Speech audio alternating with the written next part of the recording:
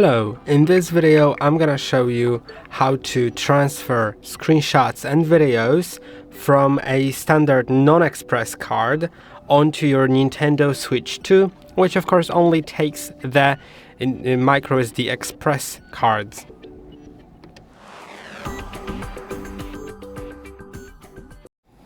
So as you can see, I have the MicroSD card which doesn't say Express, so it's not the Express card, which is the only type of card supported on this device, but it's very simple to transfer screenshots and videos taken on a Nintendo Switch 1 using a standard card.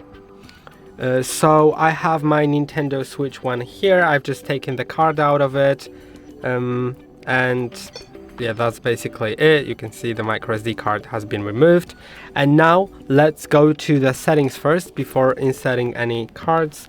Then go to data management, manage screenshots and videos, and scroll all the way down to import from a Nintendo Switch microSD card.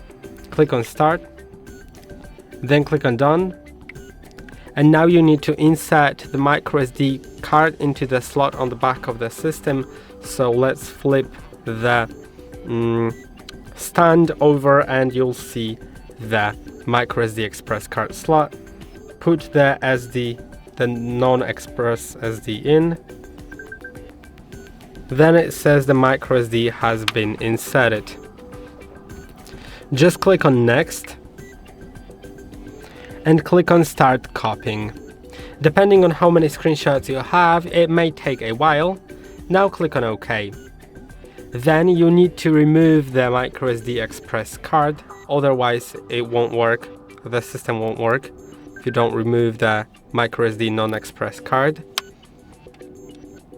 Click on next. And now you need to restart the system in order to use it after removing the card. Let's wait a moment until it restarts and we'll see our screenshots and videos from the previous device.